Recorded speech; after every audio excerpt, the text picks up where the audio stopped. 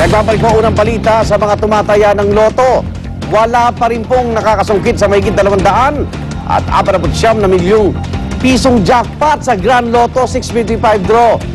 Wala pong nakakuha sa winning combination na 21, 34, 54, 43, 28 at batang-bata 19. Kaya naman asahan na raw na patuloy pang madaragdagan ng premyo sa susunod na draw. Kailan yan? Araw ng Sabado. Malakas na pag-ulan kagabi nagdulot ng mabigat na daloy ng trapiko at pagbaha sa Quezon City at ilang parte ng Kamaynilaan. Hindi inaasahan ng maraming motorista at commuter ang biglang pagbuhos ng ulan mag-aalas 7:30 kagabi. Ang ilang pasahero sa EDSA napatigil muna saglit para sumilong sa overpass. Mahigit 30 minuto ang itinagal ng pag-ulan. Ayon sa Pag-asa, wala naman daw nagbabantang bagyo sa bansa, maliban sa binabantayang shallow low pressure area sa General Santos City.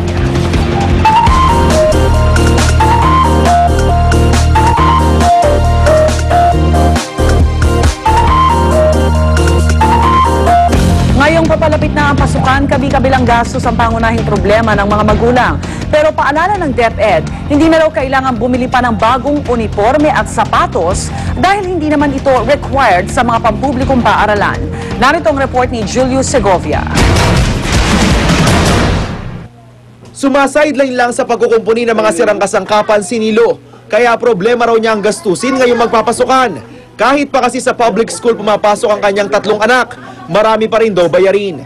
Kaya para makamenos, ang pinaglumaang sapatos ni Kuya, gagamitin pa raw ni Bunso. Siguro mga 1,000 bawat isa. Bayarin lang yan sa school. Maliit na yun. Ayon sa DepEd, wala dapat ni isang kusing na babayaran ng mga estudyante sa mga public school kung mayroon mang mga kontribusyon para halimbawa sa membership sa Boy Scout at PTA funds. Voluntaryo raw dapat ang mga ito. Paalala din namin sa mga magulang na wag silang mangamba kasi gano'n naman talaga ang patakaran ng kagawaran. Wala tayong mandatory collection. Dagdag ng DepEd, hindi naman kailangan maging magastos para makapag-aral. Di raw dapat problemahin ang uniforme ng mga bata. Gaya ng pag-aalala ni Evelyn na umaasa lang sa kita niya bilang manikurista. Wala nga po trabaho asawa ko. Yung nga po inaantay ko, pag may magpalinis, iipunin ko para makabili ako ng gamit. Mga uniform ng mga bata, hindi naman yan required. No? Kung meron silang luma, pwedeng yun ang isuot nila. Sapatos, hindi rin kailangan. Pwede naman nakatsinelas pumasok. Mahigit 2 linggo pa bago magbalik eskwela. Nagsimula ng maglinis ang ilang eskwelahan gaya sa Commonwealth Elementary School. Katuwang ng mga guro sa paglilinis sa mga mag-aaral at mga magulang. Para po mabilis yung gawain. Kapag nagtutulong-tulong tayo. Pag pupils lang ang tutulong sa teacher, hindi rin kaya ng pupils kasi medyo malit pa sila. Kaya kailangan po ng magulang din. Hindi alintana ni Sir at Ma'am ang hirap at pagod. Kahit para kung minsan pati bulsa nila, nabubutas sa pagbili ng dagdag na cleaning materials. Pag nagkulang po, bahalan lang po kami na teacher na nagdadagdag ng mga kailangan. Tapos paghahatian po namin yung gastos. Wala raw pondo ang DepEd para sa Brigada Eskwela. Umaasa lang sila sa donasyon. Para sa unang balita, Julio Segovia reporting.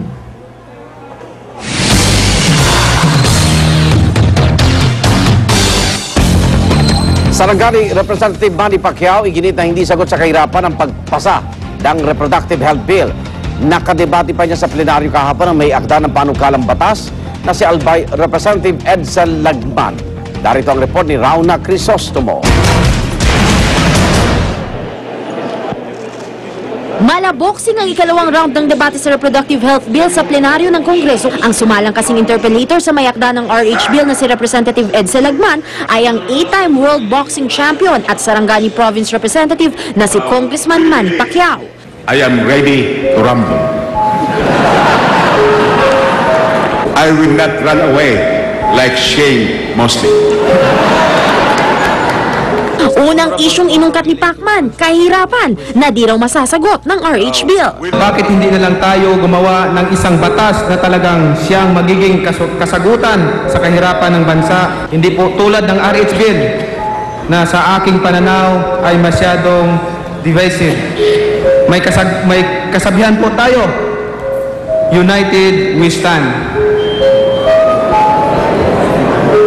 Well, and divided we fall.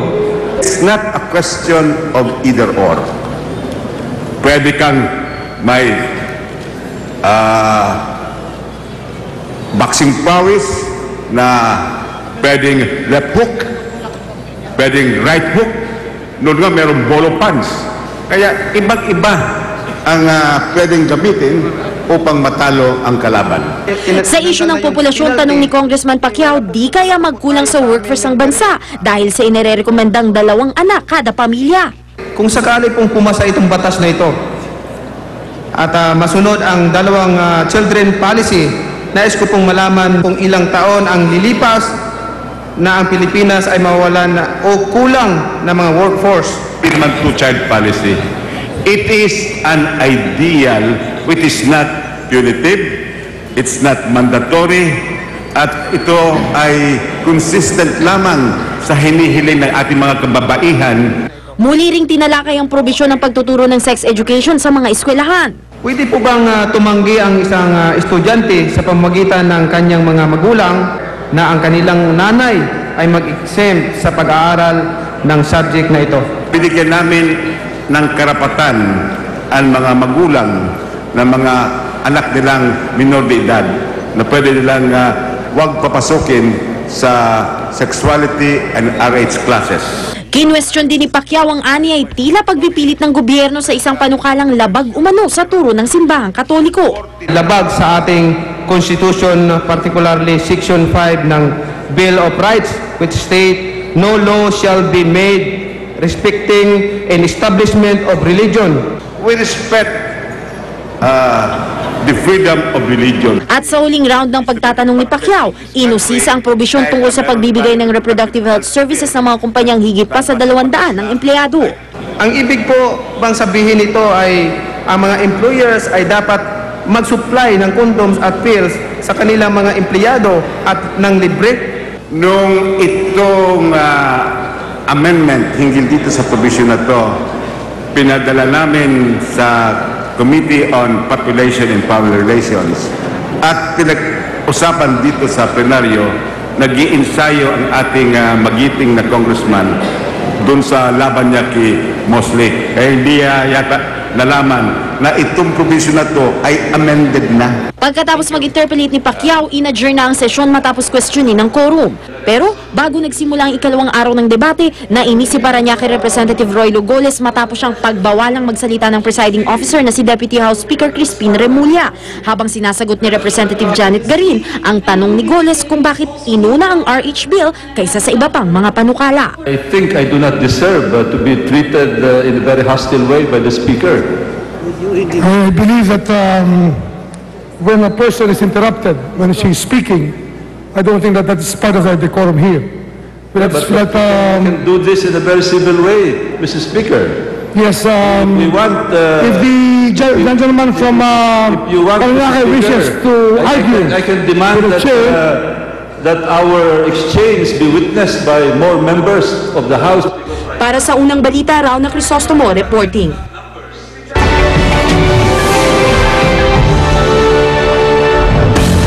Walong trabahador sa isang scrap metal workshop patay sa pamamaril ng mga hinihinalang hitmen ng drug gang sa Mexico. 2 naman ang iniwang sugatan na ngayon ay nasa ospital at mahigpit ng binabantayan ng mga otoridad. Nagtatrabaho raw ang mga biktima bago pagpaparilin ng mga suspect. Paniwala ng mga otoridad, may kinalaman ito sa nagaganap na drug war sa bansa. 4 na mamamahayag na nakulong sa Libya pinalaya na. Kabilang sa mga pinakawalan ang 2 Amerikano at isang Spanish reporter at isang British journalist. Agad naman silang inihatid sa isang hotel sa Tripoli kung saan sila pansamantalang manunuluyan. 3 sa kanila ang dinakip noong April 5 matapos mahuli ng mga tropa ni Libyan leader Muammar Gaddafi na nagre-report malapit sa bayan ng Brega. Sinampahan sila ng kaso pati ng isa pang nahuling reporter sa paniniwalang iligal ang kanilang pagpasok sa Libya. Kasunduan kaugnay sa transition of power sa pagitan ni Yemeni President Ali Abdullah Saleh at ng oposisyon, nakatakda ng pirmahan sa loob ng 1 buwan. Nakapaloob sa nasabing kasunduan na bababa sa pwesto si Saleh, pero kapalit nito na hindi siya maaaring sampahan ng anumang kaso. Pero ilang politiko sa Yemen dudang maisa sa katuparan ng kasunduan. 2 beses na kasing sinubukan magkaroon ng kasunduan pero hindi natuloy. Mahigit 3 buwan na ang tensyon sa bansa, bunsod ng panawagan ng pagpapatalsik kay Sales sa pwesto. Oras na para sa mainit na showbiz balita. Darito na po si Luan D. Luan. Thanks, Egan. Black Eyed Peas member na si will.i.am pinasaya ang isang party sa Cannes, France. Siya mismo ang nagsilbing DJ sa celebration ng inorganisa ng isang Swiss luxury jewelry brand. Ilang celebrity ang dumalo including supermodels Naomi Campbell and Carolina Forkova.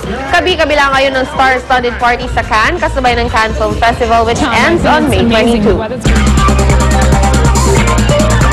Sa Japan naman, dumayo si Justin Bieber pero hindi para mag-party, kundi para bisitahin ang mga batang biktima ng lindol at tsunami.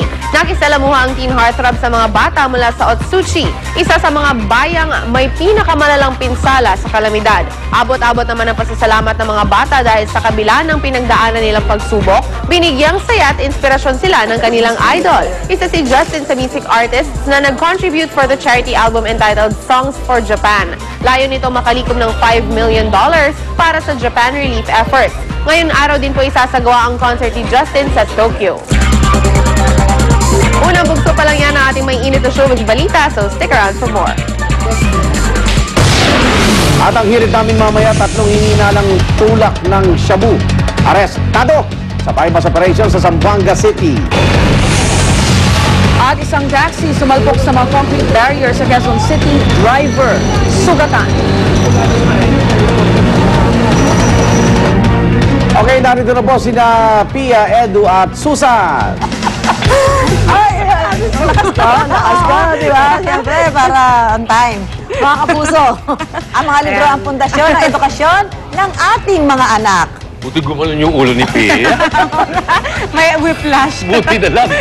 Kaya naman po, kung wala silang gana lagi na magbasa, paano lang sila matututo at magkakaroon ng magandang grade sa school? That's right. Para ma-develop ang kanilang hilig sa pagbabasa, eto at pumunta tayo mismo sa isang printing house ng mga libro.